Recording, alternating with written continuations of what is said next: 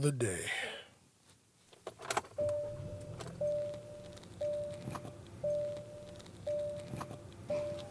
All right, let's ride.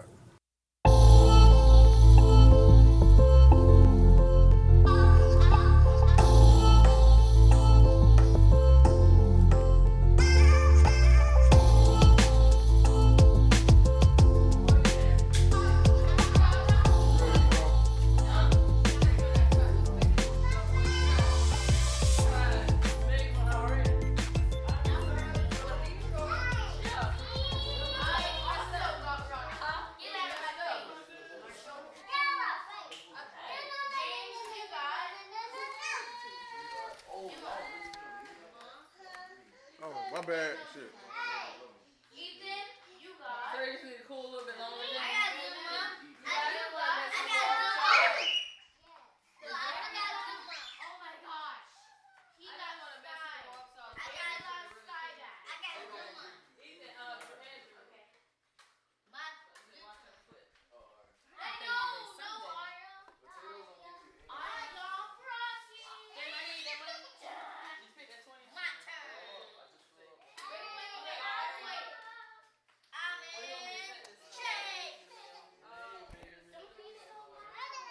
Oh no, baby. Hey, come on, get jit, man. Yeah. Why you do this damn dope, man? Yeah, please. I'm scared of bugs. I hate bee cells. 2 pieces. This dope soundproof.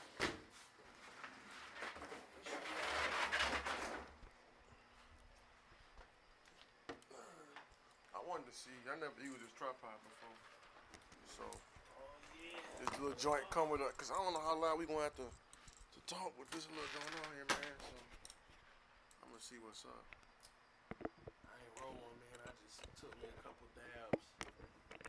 Word. I'm not in the position to. I was fading fast on the couch. I had to get up, take them jeans off, get comfy. I was about to roll, and I was like, fuck it. Grab the torch and do a dab or two. Oh, that's why that torch was out there? Yeah. Oh, shit, I ain't like that story. Yeah, well, that's why I grabbed it. I figured it's right on time. Oh, yeah. Oh, this bitch recording, by the way. So, we already recorded? Yeah, I think it got all that bullshit from in the house. All that just noise. Gotta edit that out. No, I'm letting. I need a social. I'm letting that shit radio ride. persona.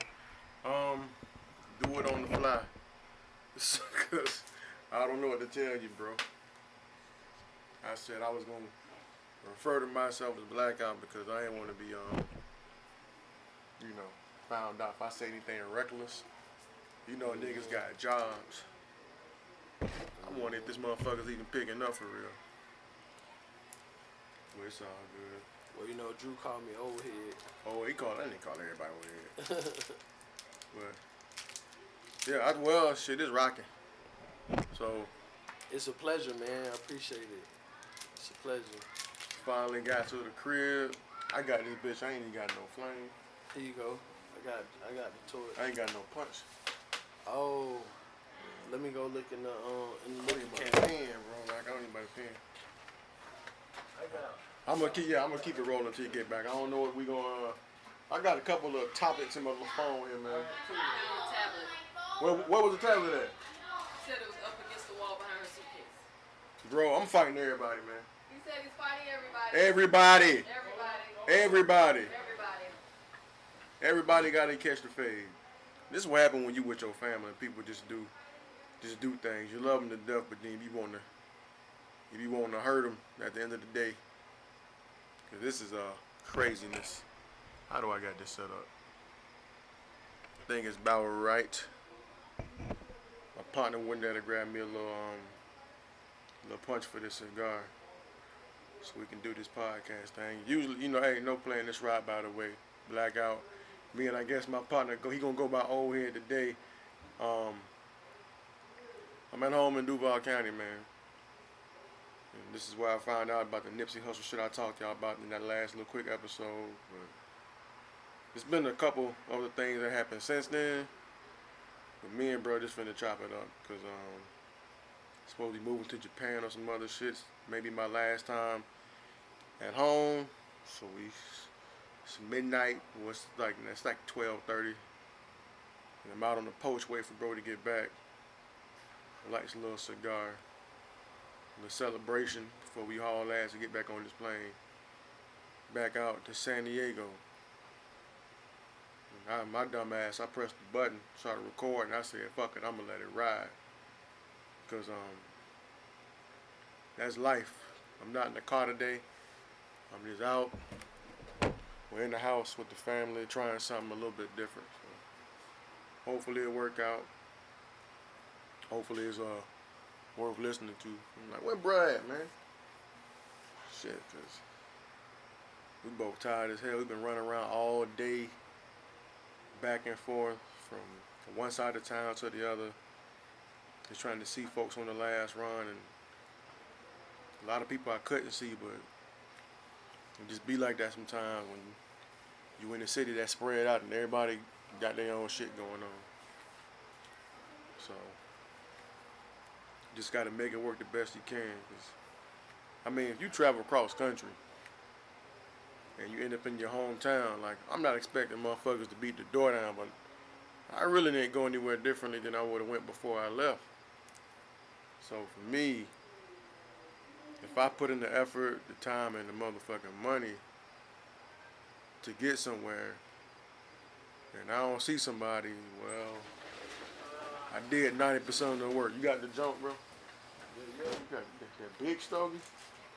I just been like, are you official with the little cut thing? I ain't had I got a pen in case you want to pin it too. Yeah. do with my thing. Took me bro. a little minute to locate the cutter. I hadn't been on the stogie in a while. It's all good, bro. Hey, so we talked about it. So a lot has happened in this little week since we've been here. But what you want to talk about first, man? You want to talk about anything in the news, anything just ratchetness? Because I would like for this to be ignorant, if at all possible. Well, I mean, I think with all due respect, you got to touch on Nip. Oh yeah, I hear That was a blow to the hip hop community. Oh yeah. I think the other piece, just from a ratchet standpoint or ignorant standpoint, like just seeing and understanding your thoughts, being a guy from the West Coast Oh, I'm tripping. that's over here on the East Coast and your home city, see what's wrong with the culture, man. Where we falling short. Well, I think people forget that them boys on the West Coast, just like anywhere else, them boys used to conflict. You know what I mean? And homie or not, they used to handle the shit a certain type of way. You know, I do feel like what happened to Nipsey was some bullshit, like beyond anything. And I didn't expect to be feeling it like it is, because usually I'm numb when some shit like this happen to people. Right. Like people, especially somebody I don't personally know. I'm kind of numb to that shit. So I wasn't expecting to still be bothered by it. But to be honest, like me being from Florida, living on the West Coast for a few years, I was actually surprised that this many people in this area was fucking with bro like that. Cause I had heard, I had tried to put people on, like my bro put me on back in 2010, Hussle in the house. So I was telling homies, as soon as I found it, I was telling people back home about it, cause that's still what I knew. I was out there for school and shit, and then just learning more about California, the culture and things, like it's different than what we do out here. And I wasn't really expecting people to fuck with them like that, and to just see like the outpouring and everybody showing them love and shit. Like I knew he traveled, I knew he did his grinding and all that. I just didn't know how real it was across the country. Right.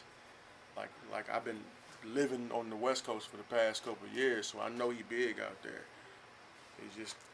He was so real that people just had to fuck with him. Like everybody wanted to compare themselves to Tupac, but he was the one that's been revolutionary. Like I say, 90% of the time, that at least I've been aware of him.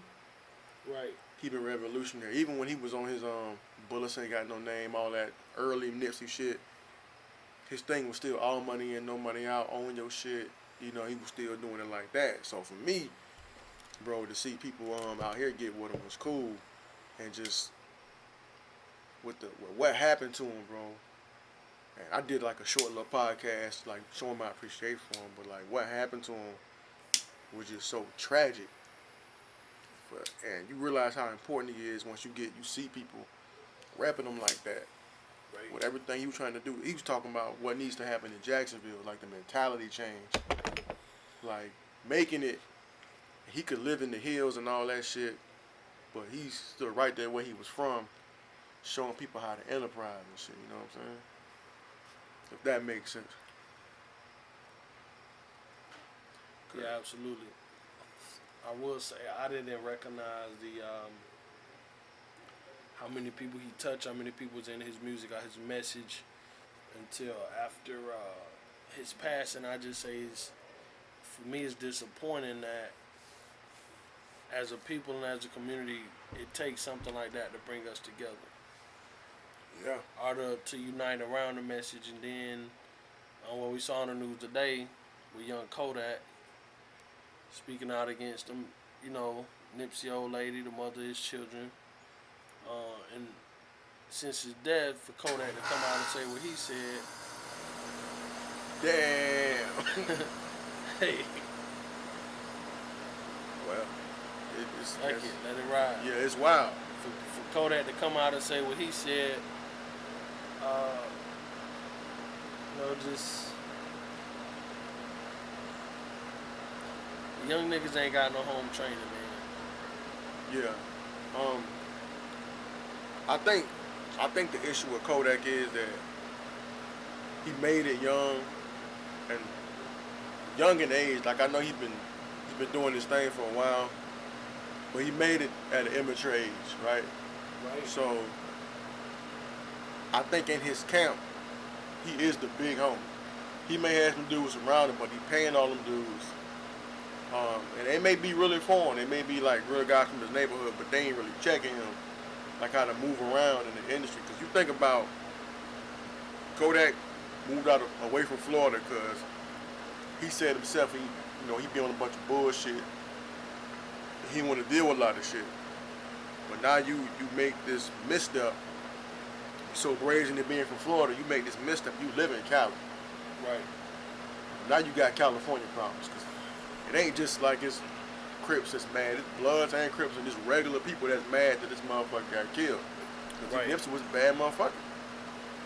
And him doing that, like, and I want Kodak to win. Like, I want him to win. He's young, he's talented, he's doing his thing. But just him doing something like that lets you know that he ain't really got no big homies, like you said. Like, nobody to check him when he does shit until after the fact. Nobody to sit him down until after the fact. It's just that he get out on these social media, he start wilding, and I know he young and he probably feel like he full of that shit. But if niggas kill Nipsey, you know what I'm saying? And you gotta go through LA. In his own city. In his own city. In front of his own store. Yeah. And I'm just saying, like, even if it's one of his homies, because he's been slouching boy this, slouching boy that for a long time, trying to put the team on. The people on his label, I don't know if there's anybody from outside Rolling 60s on Nipsey's record label. People he really fuck with, like really be around. So when you in the California in a spot like LA, well, you gotta go through that to push your out. You gotta go through that to move and make shit pop in your career. If you want to act or whatever, that's the place to be. That's where all the rappers and shit move out there. In order for you to make it work, you gotta be able to move around the city. The last thing you want to do is be somewhere what's known for a party spot and just try to be out and then not be able to do that because you said some shit. I don't know if you remember a while ago, it was like maybe it feel like it was almost 10 years ago. Wayne got on his blood shit out of nowhere and then fucked around and said some shit that was disrespectful to Crips. Probably without even knowing it. And then, like, Cash Money was out there, and the dude that Game beat up, the 40 Glock dude, he was out there. Him and I forgot what set he from, but 40 Glock, And the Crips caught babying them and surrounded the vehicles and wouldn't let niggas move. Called him lacking. Called him lacking. And he just made, for somebody, Kodak just making shit more difficult for himself, and people probably be more likely to not fuck with him because it's the stupid shit he said in the moment. You know what I mean? I just feel like it's unfortunate. Him and old bitch ass Future. First of all, fuck Future, man. I can't stand that dude. But Future is like one dude, Scooter's like, we need more real ones like Nipsey Hussle out here. Then for Future to chime in like, yeah, we need more like us. It's like, nigga, wasn't nobody talking to you. You the drug user. You Molly Percocet man, Mumble man, Dirty Sprite guy. Like, you don't get to put yourself next to Nipsey Hussle. Now, you want to talk record sales and all that shit and doing tours and all that. Future's done all that shit to the max, but you're not looked at in the same breath as far as trying to raise up your community. You making music that does the exact opposite. Right. It's moving without thought. And it's crazy that you would even open your mouth and feel to say that. Like, I know you got an album out trying to promote, but this ain't the way to do it. But then the niggas I see really ride for Future are niggas that I know are like, they practice selective ignorance. You know what I mean? They wanna be smart about one subject, but when it comes to that, they'll tell you like, I just like that ignorant shit. Well, if you gonna sit there and call Future to go, tell me you like ignorant shit, I'm looking at you like you fucking stupid. You know, bro, trash. And it's just this shit he does, like him, like he way older than Kodak. You gotta know, like, that's not something you should say. You stepping into this man's unfortunate spotlight. Right. And you stepping in, you interjecting yourself in that. You ain't got no place in that. Like, let that man have his moment. Even though he's gone, it's time for you to shut the fuck up. There seems to be a theme in hip hop nowadays where it's, you know, I like one thing I tell my son is 15. If you don't stand for nothing, you fall for anything, right? Yeah. So it's like everything is so focused on securing the bag and getting the money that it appears that it's a lot of artists that's willing to sacrifice who they are to get the money, and they become who the label want them to be to get them the money. Yeah, for sure. And Nipsey was so big on, owning his own, having control of his own. He didn't have to let the labels control him. Similar to what J. Cole doing. Like, yeah, you're not gonna silence my art, and my art is gonna uplift my people. Yeah. Cause it ain't necessarily nothing you gotta pour money into. You ain't gotta be the richest, man. Like Nipsey wasn't the richest by far. He didn't sell the most records by far. Right. It was his art. I think we have more artists in the game now. It's not their art, and it's not their message that they trying to deliver, get out to the world. It's more so of what the AR department want my message to be, so that it sells. So, and I'm willing to do that to get the money to give the perception of success. For sure. Like you said, it's all marketing and getting the return on their revenue and shit. Like I was telling Jay earlier, like, I know you looking at it as just like, just the vibe, just the music, whatever, but this is our culture. We selling people. And this is our culture, and we selling people, like I said it a while ago, Vince Staples said, all black people do, we specialize in selling trauma. Because if you look at the shit they talking about, it's all about, it's like, even now, the kids now, it's like, I call it like, in my brain, it's suburban rap. These kids all talking about being no fucking pills, for being depressed and all type of shit like that. The Juice World niggas seeing shadows in his, all this shit. These niggas seem like they need mental health, and I think a lot of us do. Cause some of them guys probably going through fucked up situations, and that's their way of getting it out. But when you simplify it and you do it, you just don't care. You you trash. You shitting on your own culture, and they just see it as, oh, I'm just doing this, having fun. Like, no, this is something you should take serious, because I tell people all the time, when you are a reflection of the environment in which you live, and people that don't know your environment will judge that environment by you, because they're looking at you as a representative. Right. It's just unfortunate that the artists, it's like rap music is almost like good food and bad food, right? So the fast food shit is easy to get to, and you can actually some of it you can get that's healthy. Some of it like it's the wave, it's out that's easily accessible. You can get to it, it's healthy. That's like saying, okay, who dropping albums, who coming out, who's gonna get promoted, whatever. Like Kendrick's gonna come and give you culture. J. Cole's gonna come and give you some of the culture, the art. Yeah, Even yeah, Drake fire. And Wale, and that's gonna be Fire. out there. It's convenient. You know when they're coming out, and then you can get it. But that's Crit. like crit. That's like salad on the McDonald's menu. It's there, but these kids, that costs money. There's when you no go to taste for McDonald's. Yeah, that costs money when you go to McDonald's. Now the McChicken sandwich is a little pump. You get what I'm saying? That's just quick. Oh, that's the quick. Oh yeah. Cheap, Duval, easy, feel good. Easy feel good. That's the McChicken, the double cheeseburger. All them little rappers to me is the McChicken, the double cheeseburger, the shit you can. Oh, without thought. Yeah, that $2 I can waste that $2 real quick and move on instead of getting that grilled chicken sandwich, which is gonna do you a little better. You know what I mean? And it's like the healthy food stores, shit costs a whole lot more bread. Like that Common, that Lupe Fiasco, the shit that's gonna make you think and make your brain do a little something. Even shit like Nipsey. Right. It's gonna make your brain do shit. You got to go to Whole Foods for that shit. You got to go to Right. what's All Day, whatever.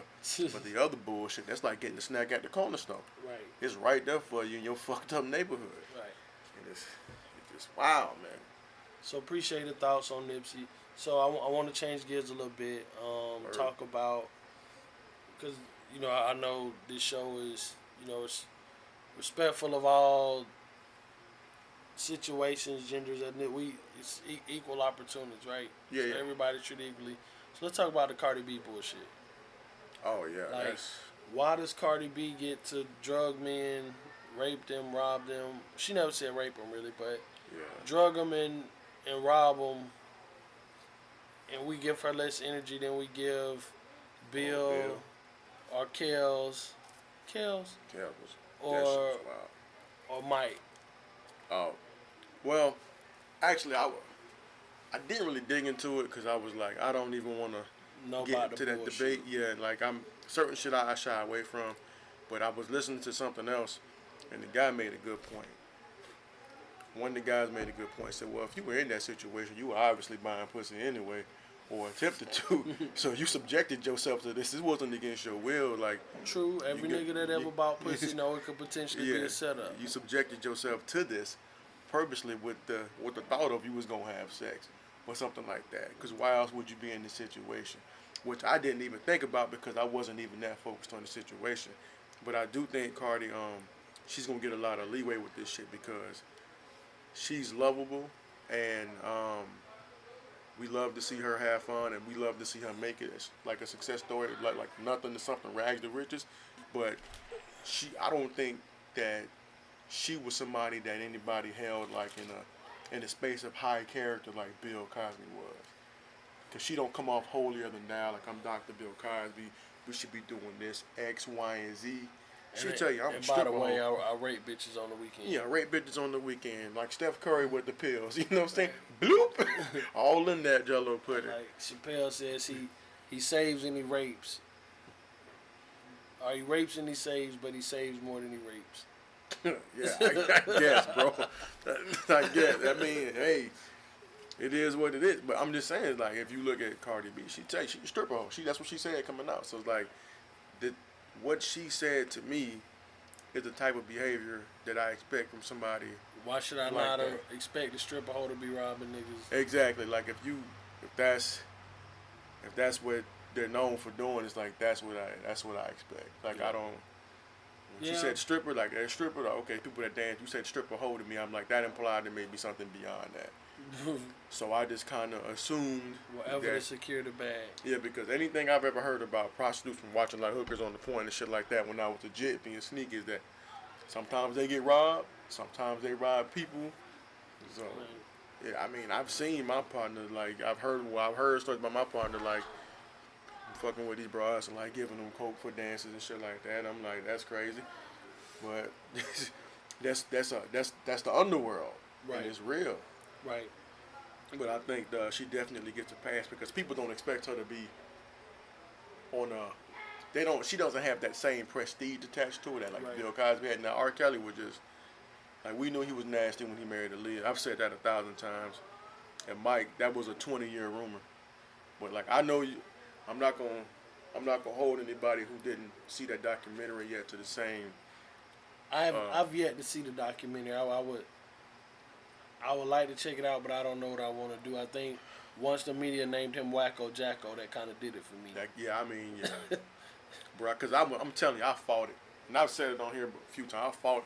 I fought that feeling a long time watching the documentary. For like the first 95% of it, I was like, man, these motherfuckers lying. But after watching it and just sitting there thinking about it and letting that shit marinate, But how dumb was their parents though? You feel I me? just, yeah, I think the one thing I can say about it, and I'm not trying to give them no pass or cop no pleas for them. I think now we have so much access to like celebrities, and social media and shit like that.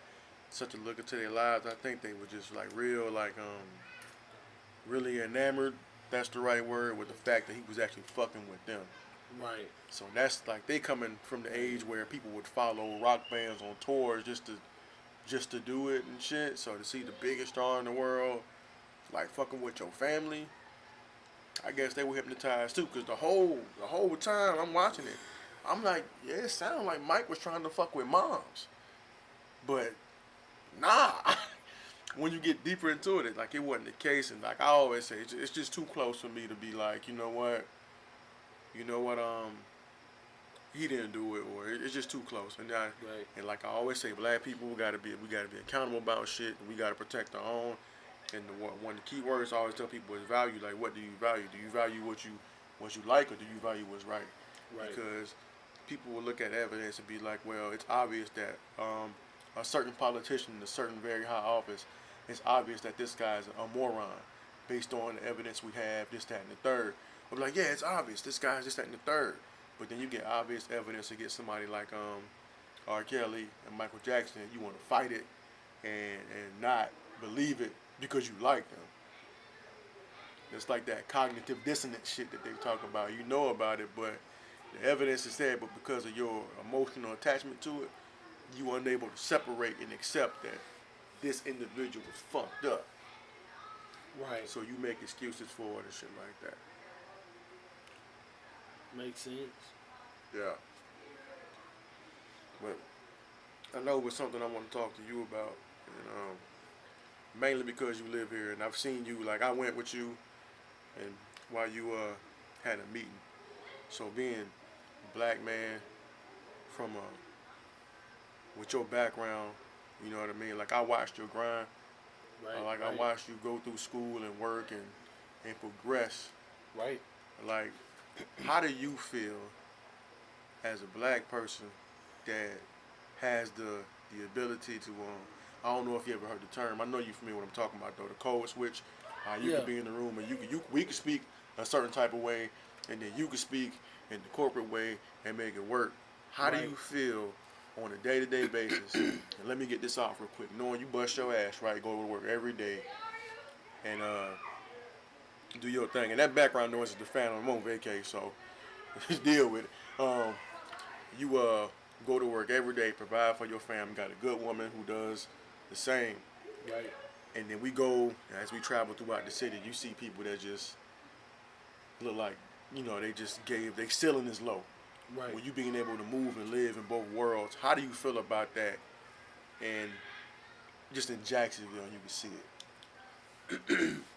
Is I mean, if I'm gonna be 100, it's a little I won't say disappointing. It's disheartening more than anything. Being that I'm not originally from Duval. I done been here 14 years, so this is my home now. You This is from where Duval I said, now, nigga. right. This is where my family, my kids born here. So I'm from the Bengal. Feel me? Mm-hmm. But at the same time, it's like just being somewhere different, growing up somewhere different than being here, and seeing the same. I say the same mindset, our mentality to approaching the system is disheartening because we all know there's a system, Yeah. and I get that it's tough to make certain decisions when you're in certain life situations, but just grind no matter what it is or how you do it. Just grind.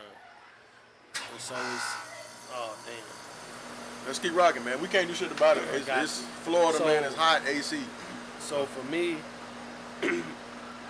especially being in Duval and knowing the imprint that our community have on the city, it's like if we could flip it and do something positive, how much more could we accomplish? So it's disheartening going to work or, going throughout my career and code shifting back and forth because I can't speak on my culture positively without it being associated with something negative, because whenever you cut on the news, it's negative shit coming from the community, and that's all they think that the culture is. And the culture is bigger than that. Yeah. Like within every culture, with every community, with every neighborhood, you're going to have your good areas and your bad areas. But because of the effects of slavery and Jim Crow, our culture is always frowned upon, and it's disheartening when we just see people perpetuating the stereotypes of what the beliefs of our culture is when there's opportunity to do something different. Yeah, that's something I struggle with, bro. And I don't live here right now, and I'm still on my I want to come back and figure out a way to save the city when I can come back and actually settle in this motherfucker. I need to do something, be involved in the community. I don't give a damn if I'm a history teacher or whatever.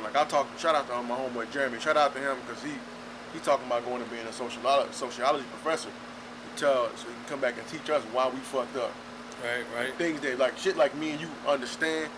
It's just everybody don't have that knowledge, and everybody, people don't care. And it's like I came home on the vacay, and I'm going around the same areas I used to be around. I'm sliding through particular spots, and it's just like I'm just seeing people just move in a certain way. Like people just seem depressed. Like it ain't shit going on. Like Right. shit moving slow. It's like we 5 years behind certain things. Like Right.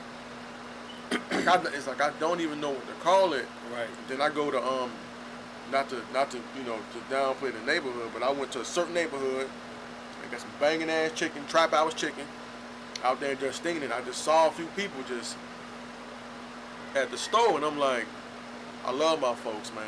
And I don't know if these guys had got off work early and they were just hanging out at the store or whatever. Right. But like certain people in certain areas, sometimes people just do that shit. Just be at the store and on a corner somewhere and just don't be doing shit. Now these guys could have got off work. I don't know them personally, but the perception of that shit is that motherfuckers be at the corner store doing dirt or just hanging out all day long, not really doing shit. Right. And I'm like, damn, I don't know what they're talking about, but it looks like counterproductive. And you see people, and it seems like their ceiling is so low. And I can tell. Like we both been around the street. We can tell. Right. Like I can see people trying to move in an intimidating manner. Just when somebody is on that shit. And I'm walking. I'm sitting in the car, and shit looks sketchy. Shit looks sketchy. So I ain't from there as of right now. Like I used to be there back in a long time ago. In the 80s at my auntie house, I used to be out there and shit.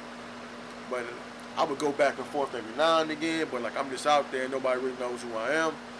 So I get my food and shit. I bust down in the parking lot, Right. and I get to eat because Right. like I'm from here, like you know what I'm saying. Maybe not that particular area, but I'm from here. I feel safe, and I'm just watching. I'm watching youngins just move around and like seeing who on what, this, that, and the third, and just kind of watching and looking how these cats moving, and I can see this cats just strolling like, yeah, this is my block. Like I know what's in his brain the way he moves. He walking around, he's smoking his black. He got this look on his face like I wish a motherfucker would. I'm comfortable. I'm at home. And it's just like, I know what that feel like, and I know what it looks like. And I'm just like, damn, bro, your ceiling is way higher than that. Big fish in a small pond. Yeah. And that's why I was always saying your world could be as small or as big as you make it. Like when I was here, bro, in Jacksonville, not really moving around, from fucking University Boulevard to Beach Boulevard to Monument, Townsend, all that, Southside and all that. That was my whole world. Right. Like I didn't go beyond that. Where we at right now, I would have never even came out here, bro, because it's like I just didn't feel the need to. In the sticks. It's like, yeah, but it's nice out here. But Yeah. I'm thinking like that's my whole world, and then I got Right. out and I do what I do for a living now, and I move around, and my world got so much bigger, and then it got smaller after I went out and seen some shit because I realized people are more connected than we understand. Right. When you at where I was at, We're more alike than we are different. for But sure. we never venture out of our own comfort zones to experience that. Hmm. I think, you look, if you go to the north side, Jacksonville a big city, but and unless you have, reliable means of transportation, it's some people that's probably never been to certain areas of this city. Are the surrounding counties. Shit, I'm one of them. Like I didn't see a lot until I got on the bus and just moved around for the job. A lot of it is just getting out of your comfort zone. Like for me, even being what drove me to Duval was getting out of my comfort zone so that I could grow. And Yeah. it's interesting because I got a lot of partners. I got a lot of homies that back home they not where they should be because they was afraid to take that leap of faith. But I think it's even harder for this generation now because they leap of faith is becoming the next Cardi B Yeah. or the next Nicki Minaj or the next Young Dolph or whoever it is, and it's like and I think that's the thing that's most heartening. Like this generation don't aspire to be anything except for entertainers or athletes or ball players, and so in my mind that's just putting on a monkey suit in a different way. Yeah, I feel you. And you own less of yourself in those type of roles because of the money that they taught to you to keep you chained. Yeah, I feel you, bro. And I think the ceiling the ceiling is so low because we don't see outside our own situations, and then sometimes when people do see outside their situation, they tend to they shy away from it because they feel uncomfortable. Like comfort is easy, being uncomfortable is not. But sometimes you have to be uncomfortable in order to achieve a level that allows you more comfort. Right. And that's Go ahead. that's what I was talking. I was talking to the dude last night, and like I'm at the beach at what was it, Ragtime somewhere? We out at the Ragtime Atlantic Beach. somewhere, and it's Beautiful. beautiful, nice night. Lots of white people out there, and we just out Drunk there like ass white drunk people ass too. white people having a ball, and we like two of the only black dudes out there, and we just out here moving, and I'm like I told you earlier, like I'm had a conversation. Well, I think I told the queen that I had a conversation with somebody I'm sure is a millionaire. By what he told me, I'm pretty sure he's a millionaire, and shit, he sees the problem. But his thing is he's from the Northwest side, and he wants to know a way to fix it, but he don't realize he feels the same way that I feel. Right. I had to explain to him like when I'm walking to this bar, right? Even though me and bro we had a good old conversation that night, I feel like it's all eyes on me, and that people don't really want me here, and that they're maybe waiting for me to do something the wrong way because I'm one or two black people in this bar. Right. And it's like I'm not out here to do anything, but when I walk in there, I'm already on guard. And his thing is, if he goes over and tries to facilitate change on the Northwest side, with him being the white guy that lives out at the beaches, like, are people gonna automatically assume that he's on some racist shit? Right. And I had to explain that to him, like, even if you try your hardest, you may not have the time, but you running the business and having the family, because the mentality is that motherfucker's out there trying to help you, but when he leaves, somebody gonna shit on you for dealing with this guy because the mentality is so crazy. I'm not talking about just the north side. I'm talking about the city as a whole. Right. Because I had the same mentality. It's like I'm not fucking with bro. I don't know him. Right. But then as you grow in this world and you go out and you see things, you realize that, man, the more you talk to people and the more you shut the fuck up and listen, Right. the more you learn. And I think really the sickness we have in this city is that people are comfortable not realizing their potential, because what's looked for here is to be famous in the hood or in the street, on the street level, the notoriety in that. Because the hood in this city drives so much of the culture, whether it be music, fashion, trends, whatever. Right. It all comes from the hood. So Right. even the people who live in better circumstances are looking to that as the next thing to do. So motherfuckers will piggyback on the bullshit that goes on in other neighborhoods just because they want to be on the scene. Right. And that fucks a lot of shit up. You know what I mean? Because the niggas getting shouted out on the radio a lot of times, the people from across the bridge. So they're having the parties on the other side of town. Right. And if you want to be involved in that, it's like you feel left out. So what people do is copycat shit. And it makes it easy for that mentality to seep over into other neighborhoods and shit like that. And it's like, hey man, do your thing, get it how you live, but we are worth more than the effort we put forth. Because I think motherfuckers are scared of failure and happy to be comfortable in their situation. Because if you look at, you got people of generations living in neighborhoods that's fucked up. Right.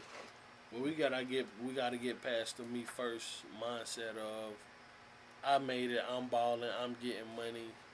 We gotta get to the point where, okay, I made it, I have a network, I have access, I have money. How can I help my brother make it as well? We gotta get to the point where it's more of us seeing each other as brothers and seeing each other as haters and fuck niggas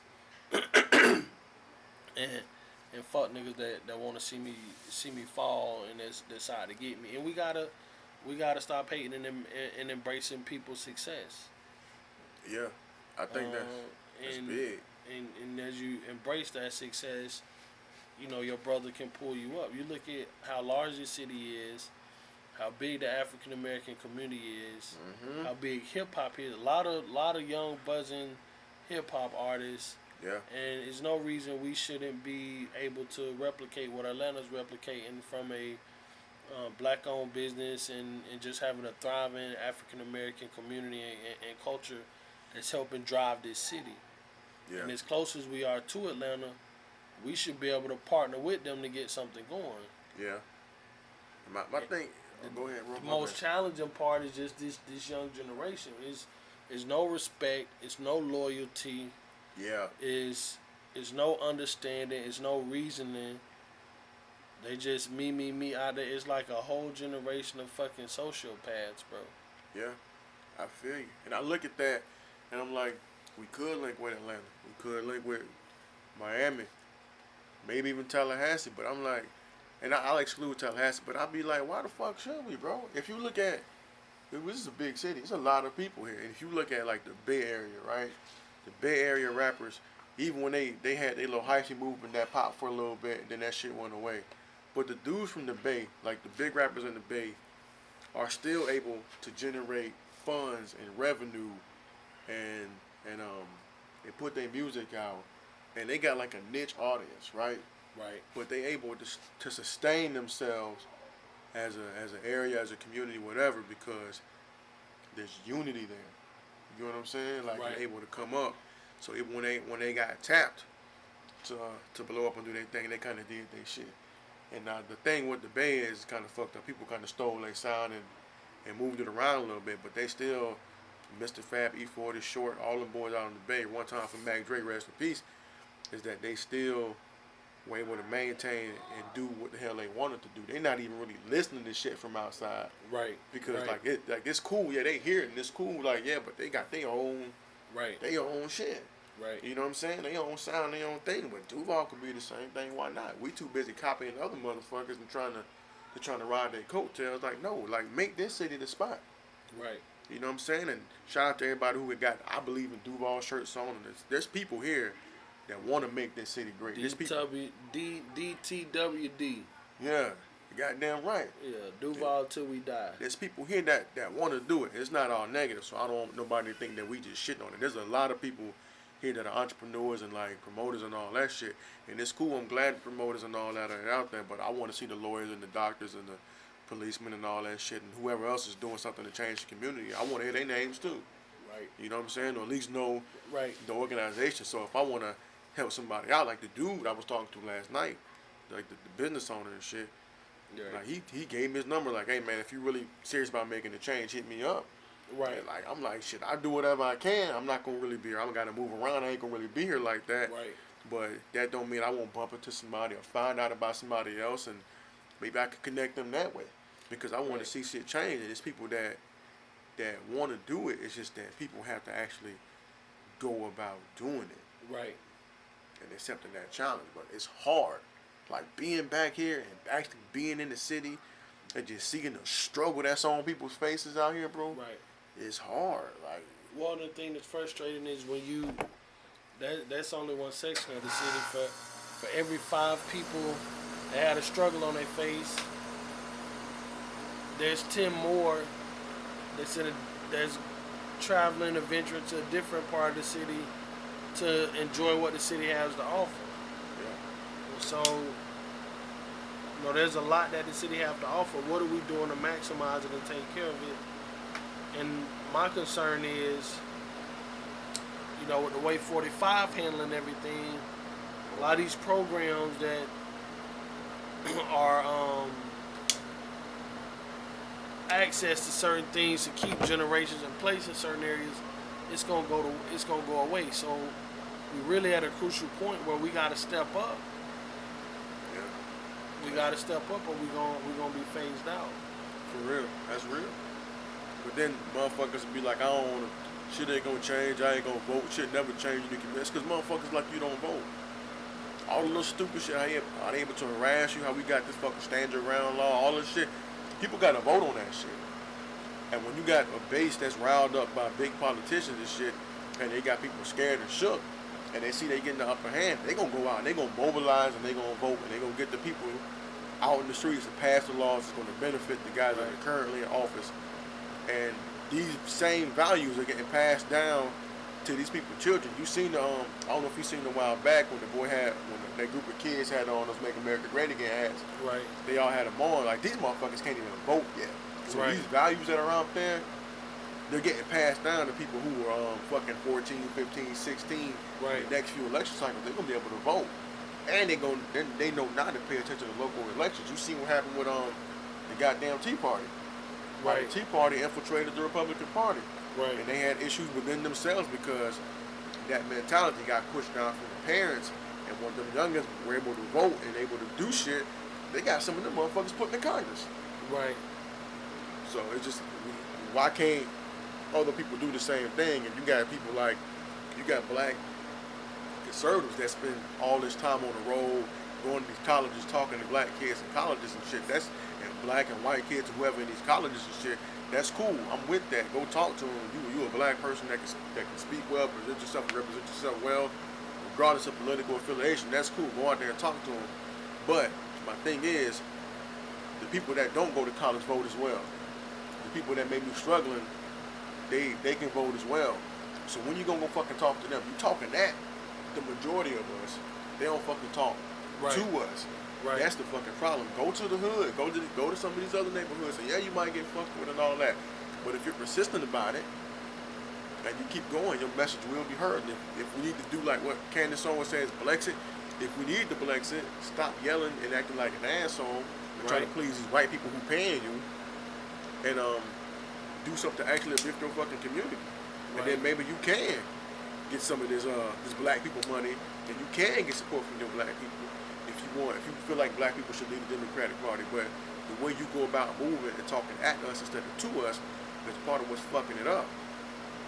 Because if you really want to help us, you need to be able to go out there and be on the block, and maybe you need to be able to code switch back so that you can communicate with us in a way that's going to engage us.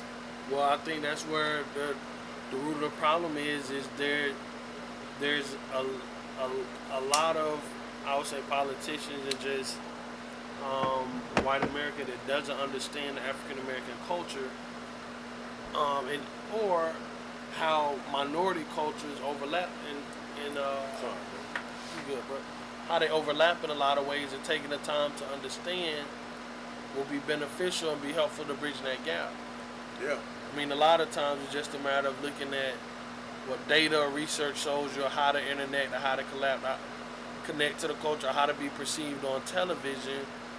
But if you take the time to really connect and understand the culture, it'll make things a lot easier, and it'll help bridge the gap. Yeah. So many times, it's not about understanding the culture; it's about telling us why we shouldn't feel a certain way, or have a certain opinion, or have a certain idea or approach. But you're not even seeking to understand where we're coming from. Yeah. 100%. Like I can accept the fact that I can't tell you how it feels to be white, and how I can't tell you how it feels for somebody to assume that I'm a racist based on some shit I may have said that may not have meant that way, or some way, the way I may have looked, or the way, or who I align myself with politically. I can't tell you how it feels to be a white person maybe looked at as a racist because of that. And somebody could be completely wrong about you. And I can accept that. But what I need motherfuckers to understand is that what I don't understand is like how I can accept that, but people can't accept how me as a black person, I feel affected by shit I didn't go through directly, but shit I've seen my people go through, as far as like slavery, Jim Crow, the civil rights shit, dogs being sick on people, black people just treated badly. And when all I got is negative images of me on TV, how the fuck do you expect me to react? Right. Like, Right. you making me the enemy to myself. When you see somebody in a certain situation, you making me feel bad about myself. I don't even know this motherfucker because of the way we portray. Right. You know what I mean? Like, that's the only goal, is to be what you see.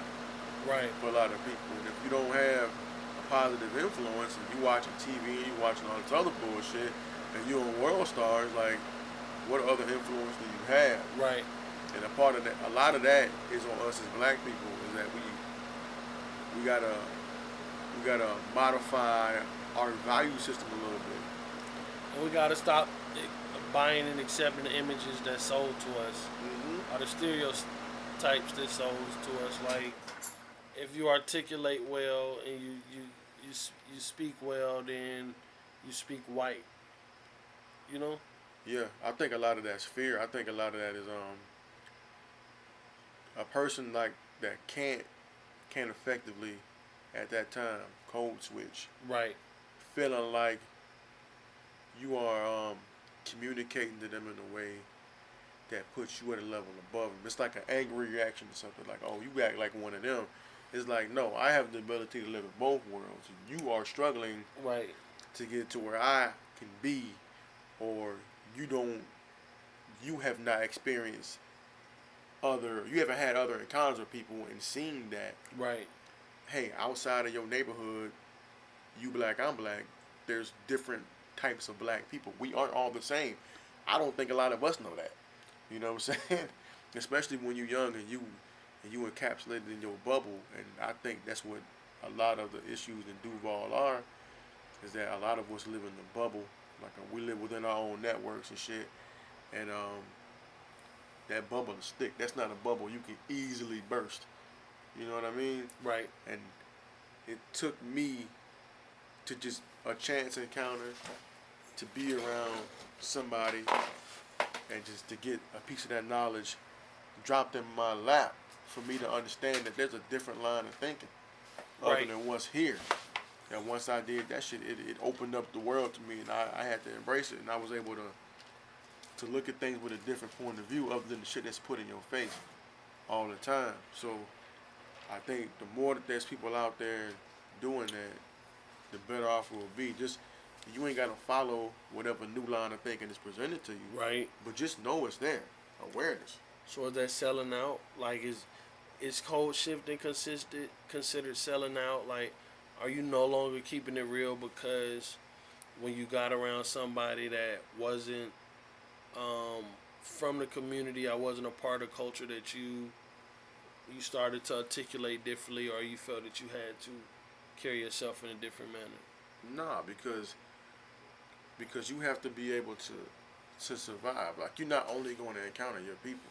Right. And unfortunately right now, when you go into the upper echelon of these businesses and these corporations, or even if you want to start a business or corporation, you probably gonna have to deal with people outside of your situation. Right. And in order for you to be able to effectively communicate, that's what, in order to effectively communicate, that's going to be something you're going to have to do. So you need to master your shit. If you're going to be a small business owner, or if you want to perform a certain task or craft or whatever, you need to be able to do that, so that that's power. You can go into that situation Right. and manipulate it, because what you can do is receive information, get information, pass information to other people, and then take what you learn back to somebody else. And that way you increase the amount of people that look like you at some point in the same industry you're in. And it's survival mode. It's a survival tactic. And Right. one of the things I like to always tell people is that we have, or we seem to have, a survive versus thrive mentality. That little piece of like survival is harder Right. to thrive. Like, niggas don't want to thrive. Like, you thriving right now. You Right. put in the work to thrive. I'm trying to thrive. I'm making strides. I'm semi-successful in what I'm doing. By my estimation, I'm semi-successful in what I'm doing. But a lot of people here are in survival mode and don't even know it, and they're numb to it, because in their environment, Right. everybody around them is in survival mode, finding different ways to get over and shit. You got baby mamas and baby daddies claiming kids on the income tax and not giving the other one a chance to Right. claim that, just not communicating, fucking each other over. People trying to fuck over the government to get a census for something, just trying to make shit easy instead of, hey, you know what? I know we need this assistance, but let's manipulate it a certain way so that it's to our benefit. And Right. this is from, parent to child, instead of, hey, you see me struggling on this assistance, trying to make my way. This is something I don't want you to have to do. I want you to be able to make your own way to get it on your own, so you're not in the same situation that I'm in. Right. You get what I'm saying? So it's a survive versus thrive mentality. Like, either you want to just survive and do the bare minimum and get by and be comfortable with living in fucked up situations, or Right. you want to get out of that and be away from it, and you want your kids to be in a better situation than you were, even if you're successful. Like, yeah, I made it here.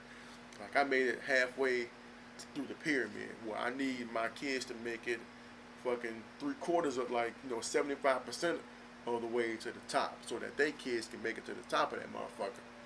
Because people bullshit and complain about the 1%, but who doesn't want to be in the 1%? Right. You know what I mean? Like, I want to have stupid money problems like that, to where I Right. gotta hire lawyers and accountants and all that shit. But I may be the first stepping stone, and that's just something I have to accept, because I feel like I'm doing better than my parents. Right. And when I first realized that, I felt bad. I'm like, damn, they kind of raised me. And they kind of fell on hard times and shit. But now I'm out here, I'm doing a little bit better. I'm progressing. I got my family in a good spot. Daughters we live in a decent area. Schools are good. Right. I'm in a situation where my wife can't work if she wants, but it's easier if she doesn't. And we still afloat. We still able to do certain things. It's like, man, it's fucked up. I'm doing better than my parents. Then a couple of years ago, I looked at him and like, no, I'm exactly where I'm supposed to be at. Right. This is what they wanted from me. Right. Because if I wasn't doing what I'm doing now, then that means they fucking failed and didn't do what they Right. supposed to do, and they did exactly what they supposed to have done. Right. So now I got to do that by my kids. You know what I'm saying? I agree. And maybe that's where we falling short. We all be caught up on our own personal individual success. It's like, for those of us that have families that started families, one of the things I accepted is I can shoot for it, but I may never be that entrepreneur that started a business, and I may never be the next Bill Gates or what's the Amazon guy, Jeff Bezos. I may never be that, but am I positioning my children to be 2 to 3 steps ahead of me? Am I bringing my generational wealth out of the children from my loins, bro? Am I bringing them closer to getting to that mountaintop? And if I can say yes, if that's my lot in life, to just grind and work myself to death to give them a platform, then that's my lot in life, and I accept that. I think in the community is I love the fact that we have the Jay-Z's and the Beyonce's, are the people, are the Nips, R.I.P. Nip. We have those people that have made it and investing back in the community, and their children are going to be taken care of. But just on the average street nigga or corporate thugging type situation, are we accepting that our lot in life may not be to shine and floss on everybody, but to bring that next generation closer to closing the gap and becoming part of the 1%? Yeah, and that's exactly why somebody like Nipsey Hussle was so important, because he like, I made it, but I didn't make it until some of y'all make it, until some of y'all see how to make it. We talking about trying to bring Venice Beach to Crenshaw. You trying to bring Silicon Valley to South Central. That's big dog shit. Right. That's telling people like, hey, your ceiling isn't low. You don't just get to go to the first floor. You can go to the 15th floor if you want. You just have to unlock that potential in yourself and see it, like, and have a dream other than this. Like, if you want to go flip burgers, that's cool, but why not own the restaurant? Right. You know what I mean? So you can put other motherfuckers on flip burgers, and you can tell them, hey man, I wanted to flip burgers too. Now I own a restaurant. Why don't you go do it? And sometimes people are anomalies. Sometimes people are just special. They have a different level of grind, different level of tenacity. They have a different level of intellect and dedication. Right. But that doesn't mean you can't try to spark the mind of somebody else. Like Tupac said, like, I will spark the mind that would change the world. Right. That's a bold statement for him to make, and he died at 25. So give me Tupac at 40. The frontal lobe for men really don't fully develop till 25. So great point. You know what I'm saying? Give you a Tupac with a full frontal lobe. That's insane. Especially with the things that are going on now. Just imagine Tupac standing next to Jay-Z. Now we know back hip hop history, they had odds, but had never really met. Just imagine them coming up parallel, and at some point being able to stand next to each other. And with the way that Jay-Z moved and he did things, and he has been able to fail and be outspoken and say things, and people say, oh, he's just a drug dealer. But yeah, he was a drug dealer, but this is the same guy that donated $1 million to Katrina. You know who else donated $1 million to Katrina? The NFL, who pays motherfuckers millions upon millions of dollars, donated $1 million to the Katrina. But Jay-Z, one person, donated $1 million. This is the same motherfucker that when that Columbine shooting happened in Colorado, when he was on tour, he donated all the proceeds from that concert right back there. But motherfuckers will get on Fox News and say, oh, he's just a drug dealer. When this man changed his life like going on 30 years ago. Right. And has been making millionaires since, and been helping people along the way since. And like, when people in the community, in the culture, as they say, look at Jay-Z, they don't see him as a criminal. Like, a young black man does not see him as a criminal. They see him as a businessman, and that's the important part that a lot of these motherfuckers that try to argue against him leave out, because they look to discredit him as being a successful, outspoken black man who supports politicians that they don't like. But that just goes to show you that's great, but I wish we had some judges and some lawyers and doctors with the same notoriety. I love that Dr. Cornel West is well known. I love that Michael Eric Dyson is well known, but not to somebody 15. Right. And that's the shit I want to change. Like, where are philosophers at? I'm looking for a Black Philosophy podcast as we speak. I can't find it. Somebody knows, please tell me. Because that's what I want to listen to. If I type in philosophy, I guarantee I can find a white person. I think part of the challenge is when you get into the people that are talking on philosophy and that are in the culture, for some people, I'll speak for myself. I won't speak for nobody else. Because I'm the only motherfucker on the podcast with you. But for me, when you get to the philosophers, they go a little too far militant. Like Umar Johnson, for example. When I first got exposed to Umar, like, okay, this brother's on some stuff, but then it started going far left or far right. And it's like, I feel you. We can thrive and be successful without having to, exterminate or extinguish our oppressor. It's just a matter, like, once you learn the game that's being ran, adjust to the game. Yeah. Play the game better than they play the game, Yeah, and for him, don't be the Patriots. Yeah. Don't go and look at the hand signals and allow the refs to give you the calls that that you don't deserve to get. Miles Jack wasn't down. Nah, not at all. For real. I just want to go on record saying that, like. Yeah, I think that what we need is not one person but multiple. I would like to see all of them on one page. Yeah, That's the thing that pisses me off. Like, I would like to see all of them on one page. All the people that have all this influence, I would like to see all of them on one accord. And I understand black people got to get their money, but if Hidden Colors is so important, that shit needs to be on Netflix streamable. I understand you got to get your cheese. People got to be paid, but the people you interviewed on there, that shit needs to be accessible.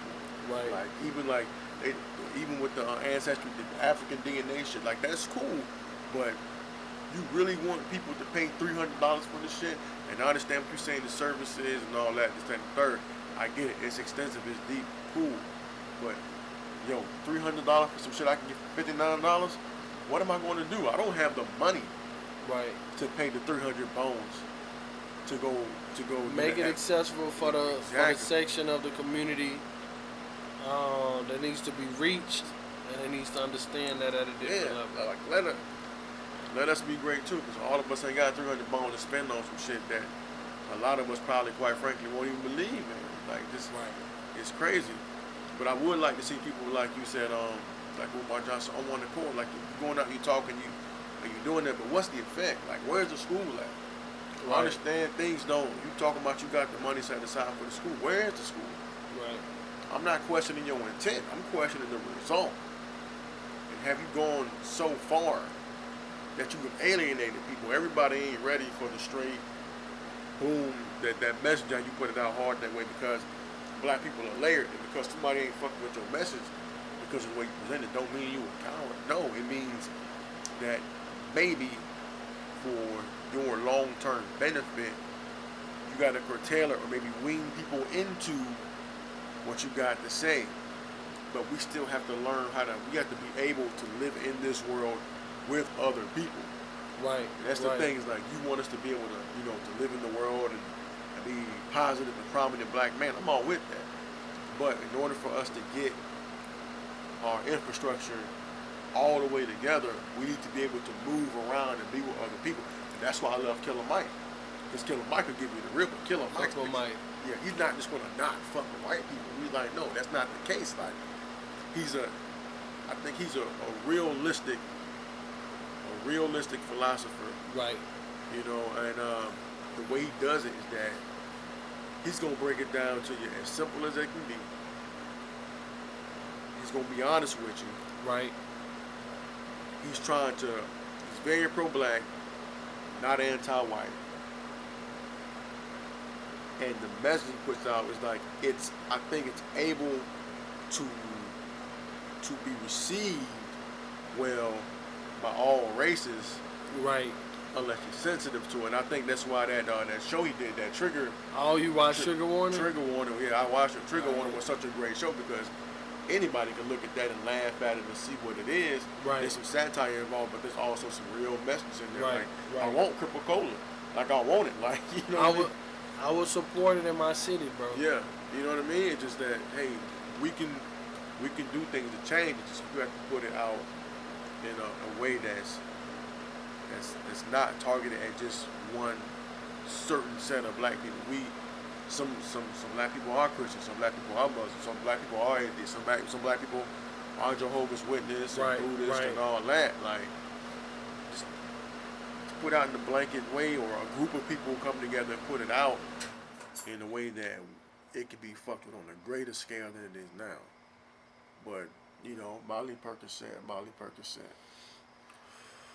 That's this generation, man. We want quick results, and instant gratification, and it's gonna be a grind to change the ship and turn it in the right direction. I think it will happen though at some point. Now we may not see it the full length of it while we're in this age bracket, but I think we'll see some of the remnants because at this point, bro, people are intermingling more and more, and we're starting to see Less and less real black families. Yeah, and even that is just like just people are being willing to be next to each other, like black and white or whatever. We'll be next to each other. We are listening more, and I think a lot of that extremist shit is on the outside fringes of society, but it's pumped up because the media's got to make their money too. Right. I gotta pee. Yeah, go ahead and do your thing. But let's shut it down, man. Alright, man. To be continued. We'll do this again. But as always, appreciate y'all listening. If you happen to listen, hit me up, noplayintheshrine@gmail.com. NoPlay247 on Twitter. Check the merch. Capital N, lowercase o, capital P, L-A-Y. It's your boy Blackout. There's the homie Old Head. Sitting out here smoking cigars, drinking drinks, doing things. Duval County, we got to get our shit together, man. It's a hard, long process, but it can be done. It will be done. I may not see it, but it will get better. Y'all be real, be trill out there. Peace.